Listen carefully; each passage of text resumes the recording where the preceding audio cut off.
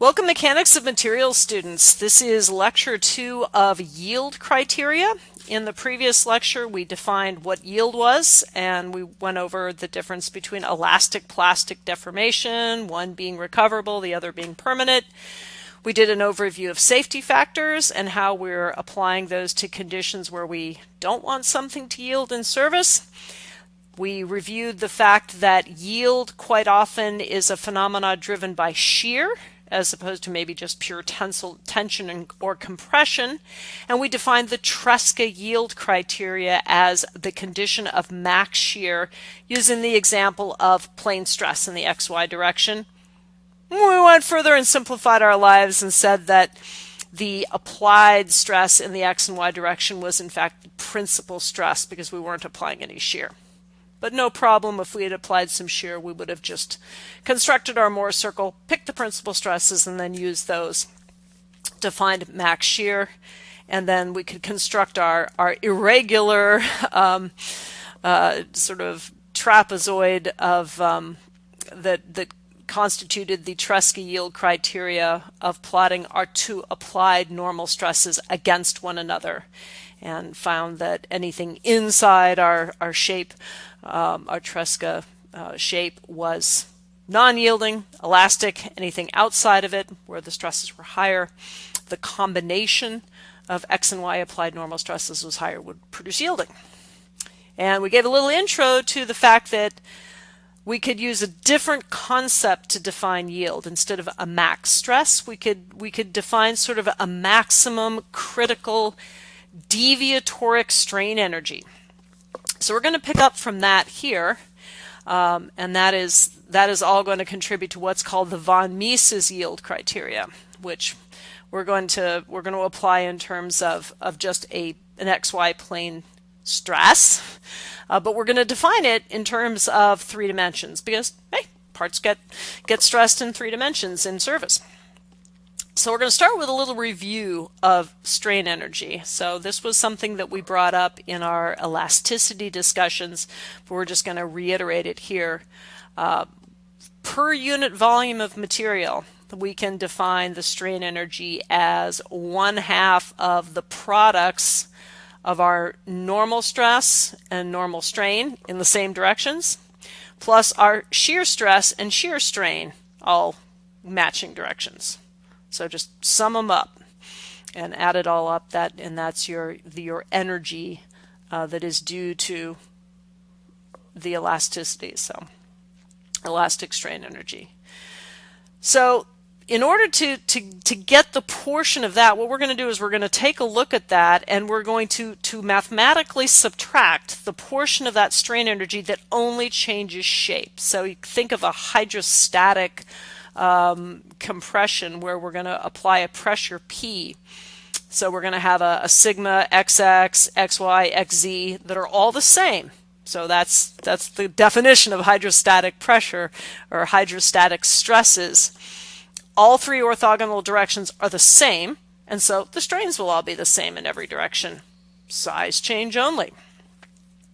So we're going to define a new variable, S, that's going to relate portions of our applied stresses that are going to lead to a shape change versus those that only lead to a size change.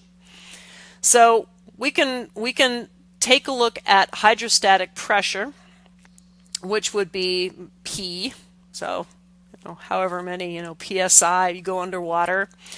That's going to be uniform in all 3 directions. So if we looked at that pressure, that would correspond to a sigma 1,1 or xx, xy, zz that's the same in every direction. And we could multiply that by 3 and get the sum of those normal stresses in every direction.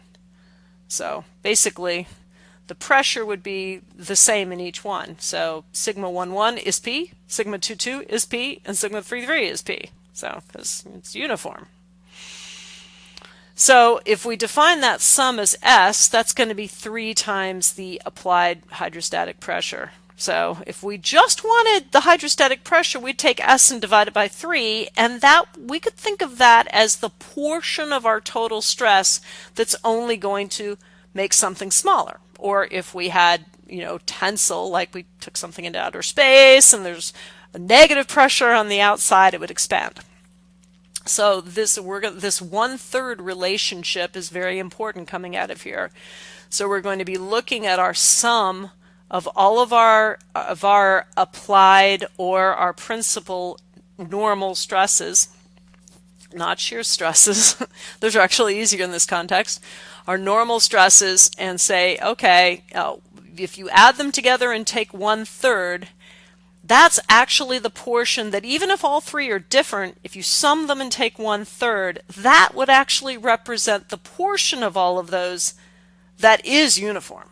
And in fact, that's what we can do mathematically using our indicial notation here. So we can define a different flavor of stress tensor that only leads to shape change. So we're going to subtract the size change stress from all stress. And the shape change only stress contributions are called deviatoric stress. So think of deviating from a uniform or its original shape. We're going to change the shape. And that's going to be S subscript ij. So SXX, SXY, etc., just like our sigma stress. So it could be, I and J could be the same or different. So we're going to take our applied sigma ij, so normals and shears. So basically S and sigma are the same, with the exception that we're going to subtract out 1/3 of anything where we've got the same index. And we're going to subtract 1/3 of this term. So anytime I and J are the same, we're going to subtract this term. So this is the Kronecker delta here, which is defined as being 1 if I and J are the same, and 0 if I and J are not the same. So what that gives us are these terms. So this is what are called the deviatoric. A little exuberant in showing this. This is the deviatoric stress tensor, basically. So instead of having sigma xx, sigma yy, sigma zz, and then tau xy, tau xz, tau yz, and then their reflections for the shears, we're going to have S, which means only the part that leads to a shape change. So in this case, SXX, or the deviatoric stress in the X, is going to be the total stress in the normal direction in the S minus 1/3 of this S, which is the sum of all of these, divided by 3, which basically says, hey, this is the portion of stress in the X direction that would have only led to a size change. We're going to take that out. We're not even going to consider that. And we do the same with Y and Z. Now when we look at shears, it's easy because there is no size change with shear. Shear only leads to shape change. So the deviatoric shear stress and the applied shear stress are the same. It's all shear stress is all deviatoric. So the only difference in our deviatoric stress tensor and our just normal applied stress tensor are the normal stresses. So we just subtract 1/3 of this basically, everything combined stress. Now we can do the same thing with strain, because of course we're going to end up leveraging our strain energy expression. So we need a way to express deviatoric stresses, and we're going to have to define deviatoric strains to go with them. So for that, we're going to go back to our beloved volumetric strain, which is just the combination of the normal strains in each direction. And basically remember that not all of this will lead to a shape change. Some will, some won't. And in fact, the portion that leads to a shape change is, again, the portion that's not the same.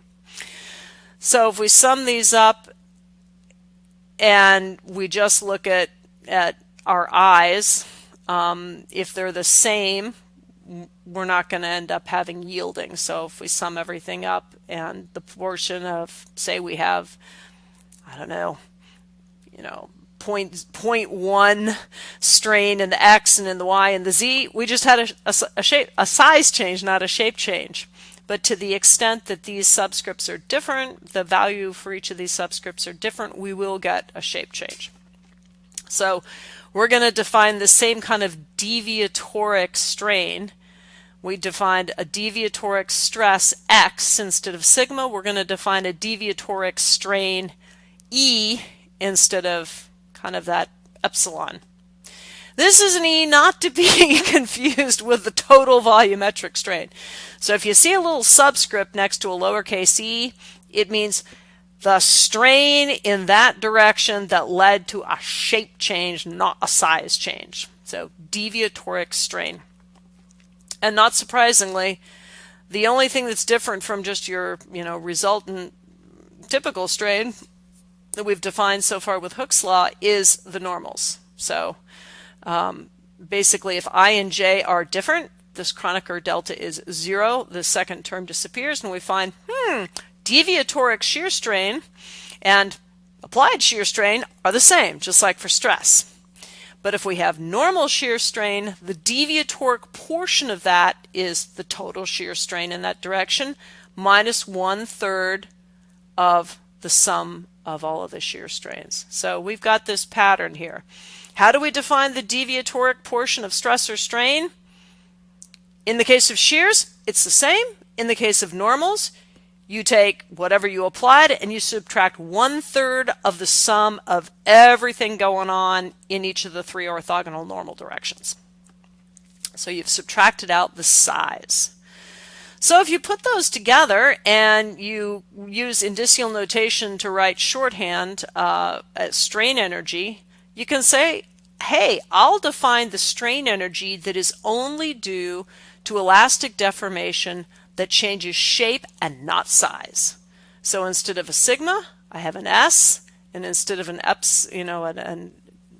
a Greek letter epsilon E, I have a lowercase English e. So this is stress deviatoric, and this is strain deviatoric. So no size changes, shape change only. So next step, I can rewrite Hooke's law. I can rewrite my my just not deviatoric stress and strain, but just regular stress and strain in terms of that total sum of our applied stresses. So remember, this S is that sigma XX plus sigma YY plus sigma ZZ.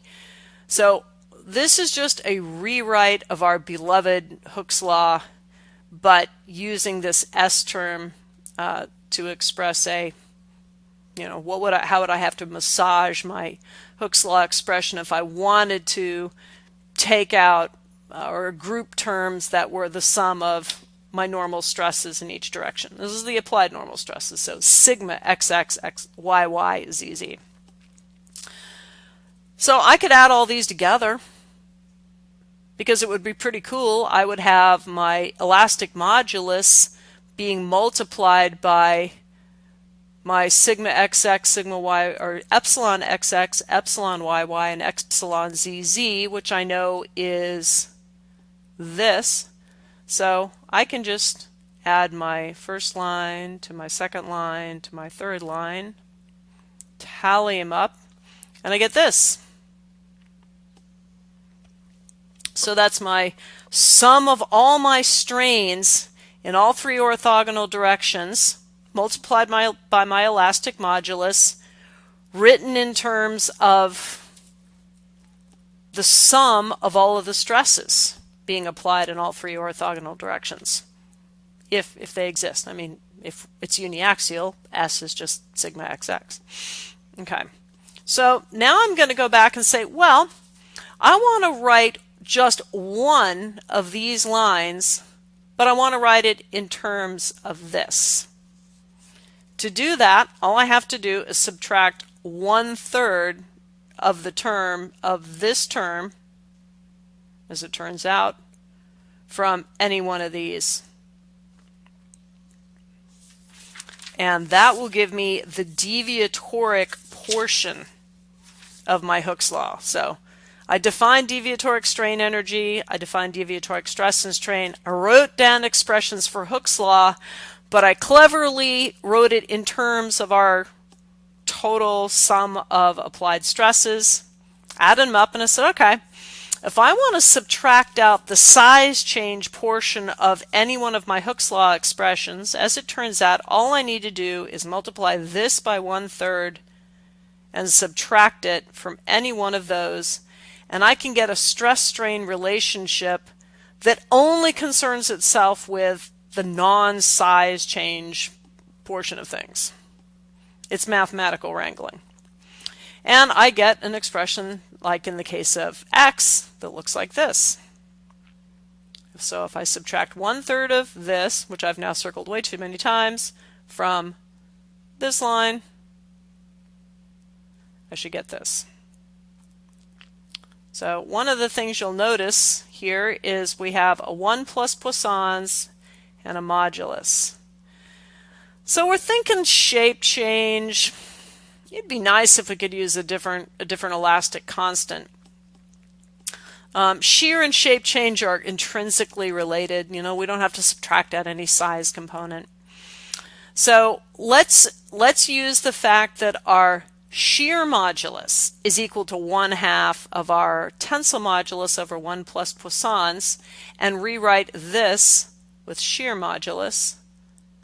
So I can say that my deviatoric stress in the x direction, so my x normal stress, the portion of my applied normal stress in the x direction that only changes shape, is equal to 2 times my shear modulus times the strain in the x direction that is only the shape change portion of it.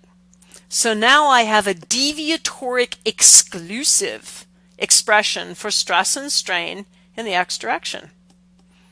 Hey, I am like 1/3 of my way to being able to express deviatoric strain energy. Now I just need that in the y and the z, which, given that I can do a similar manipulation of these other two expressions, I can just write SYY equals 2G EYY, and likewise with Z. And a way to use indicial notation to express that with any combination of orthogonal directions is down here. So notice if we were interested in shear, you know, we could just simply write SXY equals 2G times EXY, because SXY is the same as tau XY, and we're using a 2 because over here we have a tensor shear strain, not gamma but epsilon. So that's why we have the 2 there. And so when we construct our deviatoric stress matrix, when we look at the shear, it's tensor shear, not engineering shear. So there's our factor of 2.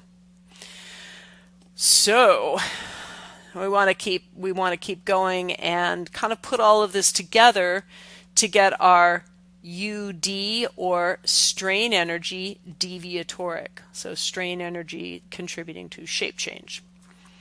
So if we put together our Hooke's law expressions and we tally them all up over every combination of XX, XY, YY, YZ, you know, the whole deal, we use our indicial notation. So here's our deviatoric shear stress, our deviatoric stress, shear and normal, our deviatoric strain, shear and normal, and we tally them all up. So we're going to end up with normals and shears both. But we can get rid of the strain expression or the stress expression by using this relationship. So let's go ahead and write everything in terms of stress, because maybe we know what that is. Maybe we know what our applied stress is. So we're going to try to calculate, will something yield if I apply this stress? by this strain energy, deviatoric strain energy criteria. Great. I replace my deviatoric strain with its Hooke's law deviatoric stress divided by 2 times the shear modulus, which I just derived on the previous page. And now I can take my 2g out front, multiply by the 1/2, so I get 1 over 4g, and then I have just my deviatoric stress squared. Cool. If I run through all the combinations of I and j, I get this expanded version. So first question might be, why do I have a 2 in front of the shear stress expressions? Well, it's because there's 2 different combinations that can give you an xy, and they're equivalent. So basically just remember that syx squared is the same as xy squared. So effectively you have 2. So, but only one of the single combination. So here's our expression for deviatoric strain energy, or at least the portion that is not the shear modulus, or not over 1 over 2 times the shear modulus. So it's called J2, and that's a convention that is used in engineering literature. It's something you may run across if you do fracture type of work. Something that you'll find when you work with ductile materials and you're trying to predict fracture is, and we've touched on this just a little bit when we defined strain and strain energy for the first time. If you have a flaw in a material, it creates a big stress riser at its tip, especially if you start pulling on the material and you strain the material. So you've given that material a lot of strain energy. Some of it will change just size, but a lot of it, will be deviatoric. And the deviatoric strain energy can cause yielding right at the tip of that defect. The more strain energy you have, that can go into yielding rather than creating a new surface, the more likely you are to yield at a crack tip rather than advance it. So one way that we can add up the potential for yielding in response to strain energy being imparted adjacent to a crack tip is to integrate all of the energy. Remember, we're looking at strain energy per unit volume. That was one of our premises that we started with. What if we took this deviatoric strain energy and we integrated and added it up all over the volume of material that's right at the end of a crack tip?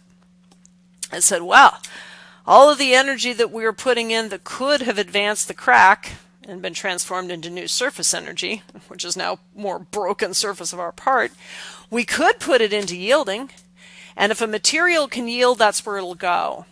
So that exercise of taking this deviatoric strain energy and saying, what if all of that yielded a material, is known as a J integral method of determining if we're going to get crack advancement. So if you hear of the J integral method, this is the J they're talking about. It's the deviatoric strain energy, or this portion of the total strain energy that can cause yield. Now, we're not going to get so fancy at predicting fracture of a given crack. We're going to just predict yield of the whole material. We're just going to assume the material is homogeneous, it doesn't have any flaws, but we really don't want it to yield. We want to stay in the elastic zone. So we now have an expression for the total strain energy that can change shape. Okay, so we know that shape change includes things that will cause yielding. So we're making that relationship. And the whole reason we've taken out the size change portion is shape change is due to a yielding phenomena. So that was kind of front and center. Kind of like we made the assumption that deformation mechanisms are in response to shear when we use Tresca. Okay, so now we're going to drop in a material property. We're going to say, okay, when J2 reaches some critical value, which we're going to call K squared, that's another engineering convention, material will yield. And that is called the von Mises yield criteria. So basically, if you can isolate your deviatoric stresses you're going to have a value for J2, which you can then compare to something you know about a material and predict yield. Just like if you know tau max from your Mohr circles, you can compare it to a Y value for max shear yield and predict yielding with Tresca. So let's step through this with plane stress. So we're going to go with a biaxial stress state again in X and Y. So sigma Z is 0. We're not applying any stress in the Z direction. Also, we're going to keep our life simple. We're going to say X and Y are principal directions. So we're not applying any shear. The shear is going to have to come from resolved shear. It's going to have to come from that off-axis orientation in response to our just applied tensile or compressive in the X and Y. So if we know what these two are, we're going to calculate a J2, and then we're going to start relating it to the Y max shear criteria from Tresca. One of the reasons we'll do that is it's easier to relate Y to a uniaxial expression, because remember, most of our yield criteria came from one axis. We're pulling our sample in tension. Somebody said, hey, when you pull it in tension this hard, it yields. But we're not pulling in tension. We're, the whole reason we're going through this exercise is to relate that number to some complex loading that we have out in the field. So we're going to relate this J2 to the Y from Tresca, and then we're going to in turn relate that back to a uniaxial state that will allow us to grab things out of handbooks. So first we have to have a J2. So for plane stress, sigma ZZ is 0. S is equal to, remember, 1/3 of just the sum of all of our XYZ normal applied stresses. Well, we don't have a ZZ, so it's just 1/3 of sigma XX plus sigma YY. So here's our deviatoric stress in the X, which we can simplify. Deviatoric stress in the Y, deviatoric stress in the Z. Wow, we didn't apply a stress in the Z, but we have stress contributions in the Z that would contribute to a shape change. Not quite the same as Poisson's, but it's that same kind of phenomena. So here's our tally up.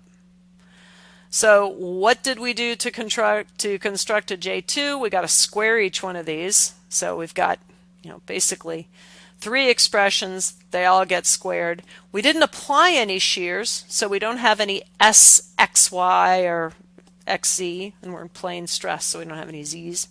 So this portion of J2 is 0. So we just have the first 3 terms.